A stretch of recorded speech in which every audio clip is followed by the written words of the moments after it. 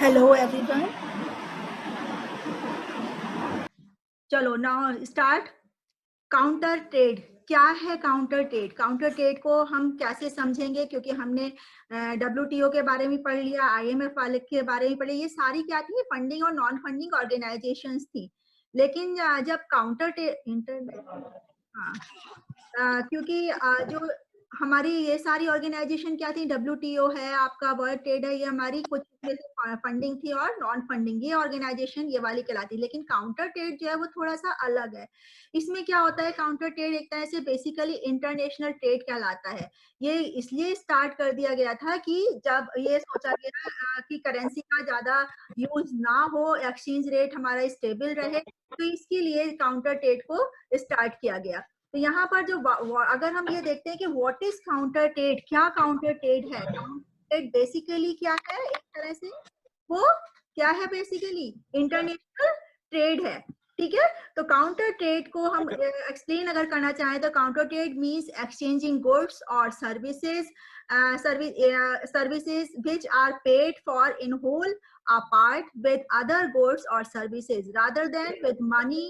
और क्या है? A monetary valuation can however be used in counter trade for accounting purpose in dealing with sovereign states with the term bilateral trade is used। यानी कि वो क्या कह रहा है? Counter trade means exchanging goods and services which are paid for or in whole और part. यानी कि यहाँ पर हम हार्ड करेंसी को यूज नहीं करते हैं, यहाँ पर हम गुड्स के बदले गुड्स को देते हैं। गुड्स के जैसे एक गुड्स और सर्विसेज दोनों को ही हम यूज कर सकते हैं, एक्सचेंज में एक्सचेंज कर सकते हैं उसका इंटरनेशनली, और in whole a part with other goods और सर्विसेज। एक कंट्री दूसरे कंट्री से गुड्स लिया और उसने अपना गुड्स उसे दे दिया, यानी एक सामान के बदले में दूसरा सामान दे देना। Rather than the with the money, यानी यहाँ पर हम मनी को बिल्कुल ही अगर थोड़ा बहुत यूज भी करते हैं तो थोड़ा ज्यादातर हम विदाउट मनी इसको हम यूज करते हैं। तो यानी एक तरह से लाइक का बार्टर सिस्टम होता है, लेकिन बार्टर सिस्टम का ये एक मॉडर्न रूप है क्योंकि इसमें हम सर्विसेज को भी एक्सचेंज कर सकते हैं। Monetary valuation can however be used in counter trade for accounting purpose. जो मॉनेटरी टर्म है, यानी कि हम ये देखा जाता है कि फिर हम एक्सचेंज रेट में कैसे करेंगे कि यानी मान लीजिए एक यूरो है, उसकी वैल्यू अलग है, एक इंडियन करेंसी का 1 रुपए जो 100 रुपए की अलग है। तो यानी हम उसको कैसे एक्सचेंज कैसे करेंगे? क्या हमने सामान के बदले में सामान लिया, जो बार्टर सिस्टम के अपने जो एक तरह से उसकी जो वो थी डिमेरिट्स थे बार्टर सिस्टम में कि हम वैल्यू करने में परेशानी करते थे। क्यों करते थे? उन्होंने कहा कि वैल्यू, मैं समझा रही थी आप लोग को कि काउंटर ट्रेड में जो वैल्यू होती है गुड्स एंड सर्विसेज की, वो किस आधार पर आकी जाती है?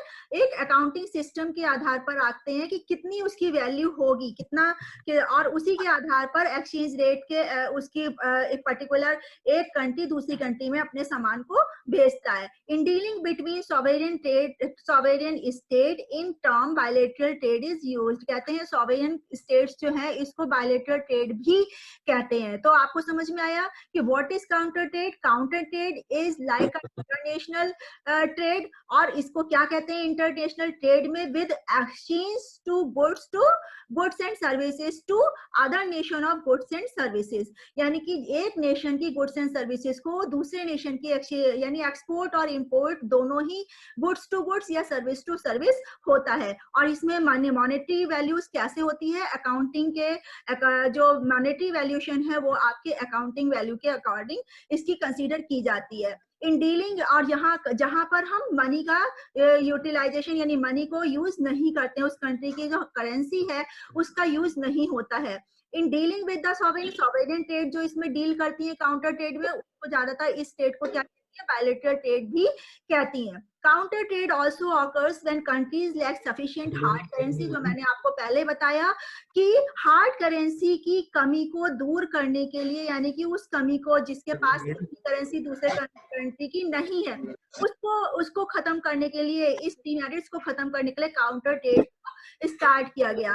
और व्हेन अदर टाइप्स ऑफ, और जो अदर टाइप के जो मार्केट ट्रेड्स हैं जो इम्पॉसिबल हैं, जिसको नहीं किया जा सकता है, एक अंडर डेवलप्ड कंट्रीज के साथ नहीं कर सकती, इन सबको ओवरकम होने के लिए काउंटर ट्रेड को किया जाता है। जैसे कि देखिए लिखा हुआ है ना कि एक कंट्री, सपोज हम इसको एक व्यक्ति मान रहे हैं इसको दूसरे कंट्री का, आई नीड योर सर्विस, तो वो कहता है I also need your service या goods.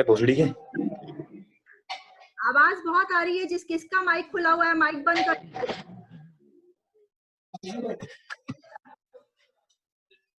Objective of counter trade, क्या ऑब्जेक्टिव्स हैं काउंटर ट्रेड के? काउंटर ट्रेड के ऑब्जेक्टिव क्या है? सबसे बड़ी चीज क्या है? गेन एक्सेस टू न्यू और डिफिकल्ट मार्केट, यानी कि जो कंट्रीज दूसरी कंट्रीज में अपनी मार्केट को ढूंढ पाने में असमर्थ हैं, जो नहीं ढूंढ पाते कि उनका सामान कहाँ बेचा जा सकता है, तो उसको रिमूव करने के लिए, उस डिफिकल्टी को रिमूव करने के लिए उस मार्केट को एक्सेस करने का काम भी काउंटर ट्रेड के द्वारा किया जाता है। And overcome exchange rate control और लैक ऑफ हार्ड करेंसी, यानी कि एक्सचेंज रेट के कंट्रोल से ओवरकम होना भी काउंटर ट्रेड का एक मेन मोटो है। और क्योंकि यहाँ पर हार्ड करेंसी यूज ही नहीं होती, तो हम एक्सचेंज रेट को भी नहीं देखते हैं, हम गुड्स टू गुड्स उसको एक्सचेंज करते हैं, यानी कि एक नेशन दूसरे नेशन से गुड्स टू गुड्स या सर्विस टू सर्विस एक्सचेंज कर लेता है। यहाँ ओवरकम लो कंट्री क्रेडिट वर्दीनेस, यहाँ पर किससे? जो लो क्रेडिट वर्दीनेस के कंट्री हैं, यानी कि जिनकी साख ज्यादा अच्छी नहीं है, जो बहुत ज्यादा अमीर नहीं है, लीस्ट डेवलप्ड कंट्रीज हैं, उनको भी इंटरनेशनल ट्रेड करने में सहायता मिलती है, वो डेवलप्ड कंट्रीज से डायरेक्ट ट्रेड कर सकते हैं। तो ये क्या होता है? इक्वल, जो एक तरह से हम मेन, आपने जो लास्ट आपने जितनी भी ऑर्गेनाइजेशन बनी उनका मेन मोटो क्या था कि इक्वल जो ट्रेड, इंटरनेशनल ट्रेड प्रमोट करना था, तो यहाँ पर बहुत कुछ तक संभव हो जाता है। Increase sales volume automatically increase होगी कि जब करेंसी का कोई चक्कर नहीं रहेगा, जब मार्केट भी इजीली अवेलेबल होगी, तो सेल्स वॉल्यूम हर कंट्री की अपने आप ही बढ़ेगी। Generate long term customer goodwill, यानी कि जब यहाँ ज्यादातर देखा जाता है कि हम लोग लॉन्ग टर्म गुडविल है उसको इंक्रीज कर सकते हैं। वो कैसे इंक्रीज होगी? जब लोगों की जो एक तरह से जो कस्टमर्स हैं उनका जो लॉन्ग टर्म रिलेशनशिप रहेगी, लॉन्ग टर्म तक वो अपने आप को मेंटेन करेंगे, 10 साल से सामान भेज रहे हैं, वो भी एक्सचेंज कर रहा है, जो उनके बीच में जो लोग एक दूसरे के बीच में एक तरह से कांटेक्ट हुआ है उसको कैरी ऑन कर रही है। तो वो सारी चीजें जो हैं आपकी इसमें objectives of the counter trade मानी जाएंगी, यानी कि आप क्या काउंटर ट्रेड की ऑब्जेक्टिव क्या है? गुडविल को बढ़ाना, सेल्स वॉल्यूम को बढ़ाना, लोग जो डेवलप्ड कंट्रीज हैं उनकी क्रेडिट वर्दीनेस को बढ़ाना, and overcome exchange rate control of lack of hard, यानी कि एक्सचेंज रेट से जो परेशानियां होती हैं उससे ओवरकम करना और जो न्यू मार्केट को एक्सेस करना, ये ऑब्जेक्टिव्स काउंटर ट्रेड के हैं। अब आता है कि काउंटर ट्रेड को जो एस्टैब्लिश करने का, यानी इसको बढ़ावा देने का क्या जो कारण थे, जो ऑब्जेक्टिव्स रखे गए थे, उसके साथ है आवश्यकता क्या थी। जो ऑब्जेक्टिव्स होंगे मोस्ट ऑफ द टाइम वही आवश्यकता होती है, तो क्योंकि उन्हीं आवश्यकताओं को ध्यान में रखते ही हम ऑब्जेक्टिव्स को बनाते हैं, अपने उद्देश्यों को बनाते हैं। तो यहाँ पर need of the counter trade, इसको हम एक शॉर्ट उसमें देख लेते हैं। Counter trade provides a mechanism for countries with limited access to liquid funds to exchange goods and services with other nation। Counter trade की आवश्यकता क्यों पड़ी? नीड क्या थी काउंटर ट्रेड की? कि एक ऐसा मैकेनिज्म प्रोवाइड करना कंट्रीज को जिससे कम से कम एक्सेस में, यानी कम से कम सर्च करने पर ही उनको लिक्विड फंड भी इकट्ठा हो जाए। लिक्विड फंड का मतलब क्या है? ऐसे अपनी गुड्स एंड सर्विसेज को नेशन में इजीली भेज सके और को बढ़ावा दे सके। दूसरा क्या था? Counter trade is part of an overall import and export strategy that ensures a country with limited domestic resources has access to needed items and raw material. वो दूसरा को क्या कहते हैं? काउंटर ट्रेड जो है वो ओवरऑल किसको बढ़ावा देता है? किसके पार्ट को बढ़ावा देता है? किसकी स्ट्रेटेजी को बढ़ावा देता है? इंपोर्ट एंड एक्सपोर्ट स्ट्रेटेजी को बढ़ावा देता है। और वो ये इंश्योर करता है कि जो एक लीस्ट डेवलप्ड कंट्रीज है उसके जो डोमेस्टिक रिसोर्सेज हैं और जो उसकी नीड है, यानी कि अगर वो ये सोच रहा है कि मेरे पास रॉ मटेरियल नहीं है पर्टिकुलर एक प्रोडक्ट को बनाने के लिए, लेकिन उसके पास दूसरा चीज की बहुतायत है, दूसरे रिसोर्स की बहुतायत है, तो वो क्या करेगा, जो वो ऐसे मार्केट को ढूंढ रहा होगा कि जो उसका सामान को ले ले, उसके बदले में उसे रॉ मटेरियल दे दे। तो ये जो काम है, इस तरीके का जो काम है, ये भी काउंटर ट्रेड के द्वारा ही। नेक्स्ट है आपका counter trade also occurs when countries lack sufficient hard currency और when other types of market trade are impossible. यानी कि काउंटर ट्रेड जो है वो क्या, मैंने आपको इसको लास्ट स्लाइड में भी बताया था कि मोस्टली क्या होता है, मेन इसका जो मेन मोटो था काउंटर ट्रेड का कि हार्ड करेंसी को यूज ना करना, यानी करेंसी में ना करके कि जो सामान देना है वो गुड टू गुड्स एक्सचेंज करना है।